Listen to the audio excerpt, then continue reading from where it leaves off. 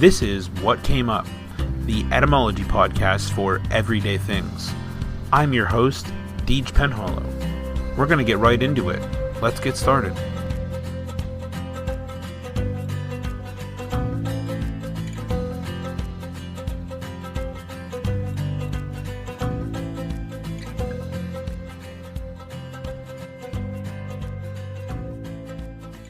There are many famous traditions that are synonymous with New York City, and the Macy's Thanksgiving Day Parade is at the top of that list. The first parade marched down Broadway in the winter of 1924, and in the years since, it's grown into an event with more than 3.5 million spectators. The 1920s were called the Booming 20s for good reason, as it was an era of vaudeville, flappers, bootleggers, and excitement. This was also a time of prosperity for the Macy's department store, which by 1924 occupied an entire city block, stretching from Broadway and Herald Square all the way to 7th Avenue. To account for their increase in size, Macy's was also growing their human resources, and the majority of employees working for the company were immigrants. These newcomers embraced their home and were proud for their new American heritage. They loved the sentiment behind the Thanksgiving holiday and wanted to celebrate with the type of festival their parents had loved in Europe.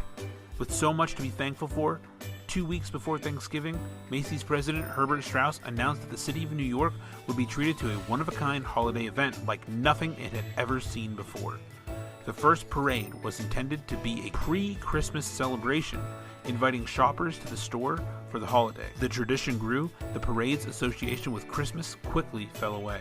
The original parade route started at the 145th Street and Covent Avenue in Harlem and continued for 6 miles to Herald Square. The parade itself was small, about 2 blocks, but the route was almost 3 times as long as it is today. The boisterous processional included Macy's employees marching to the flagship store, as well as floats, professional bands, and live animals borrowed from the Central Park Zoo. The parade was a big success, and within a week, Macy's announced that the New York City should set aside the morning of November 25th, 1925, because the parade would be back next year. Over the next few years, the parade continued to grow in popularity, and in 1927, the live animals were replaced with balloons. A man by the name of Anthony Frederick Sarg moved to New York from London to start his own marionette business. When Macy's caught wind of his unique talents, they invited Sarg to design a window display for the store to advertise the parade. In addition to the display, Sarg's animal-shaped balloons made their way into the main event. They were made by the Goodyear Tire and Rubber Company in Akron, Ohio. Felix the Cat was the first balloon animal to be introduced into the parade. In 1928, the cast of balloon characters was released into the sky as part of the parade's finale, but much to everyone's surprise, they all burst. The next year, the balloons were redesigned to include a safety valve that allowed them to float on for days. Each one would also include an address, so whoever found the deflated balloons could mail them back to the store for a free gift. Despite the onset of the Clutch Plague, the parade marched on without interruption through the 1930s, and by 1939, the first national broadcast of the parade took place. In the following year, the number of parade spectators had reached 1 million. The Macy's parade floats were also pulled by horses until 1939. And a short 2 years later, Disney decided to add a Mickey Mouse balloon to the roster of characters. While the parade stayed strong through the economic crisis, it was suspended during World War II from 1942 to 1944, as both helium and rubber were needed for the war effort. It picked up again in 1945 with 2 million spectators in attendance, and the parade took back the streets of New York City, marching the same route used up until 2008. When footage of the 1946 parade was featured in the movie Miracle on 34th Street, the event became a prominent part of American culture. In 1963, Thanksgiving was just 6 days after the assassination of John F. Kennedy. There was some debate, but Macy's decided to go ahead with the parade and hoped that it would raise the American spirit.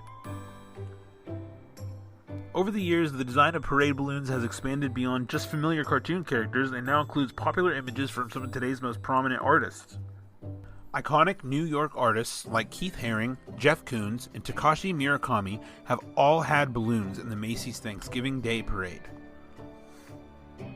As described by Wesley Watley, the parade's creative director from 2003 into 2018 and the current creative producer for both the parade and the 4th of July fireworks, the boisterous event is a massive production that requires 18 months of planning. Dude, that's crazy. That means that they're planning the year after next year's Macy's Parade right now. That's insane. The show, as we know it today, features over a dozen helium-filled balloons. Over a dozen? There's got to be more than that. More than 30 parade floats, and 1,500 dancers and cheerleaders, and more than 750 clowns, marching bands, etc. from around the country, and over 8,000 participants. That's crazy. Good to know. So everybody expects the Thanksgiving Day Parade. It's one of my favorite things to do, and I know I mentioned last episode that I prefer to go back and watch the ones from like the 80s because the new ones are just, there's something.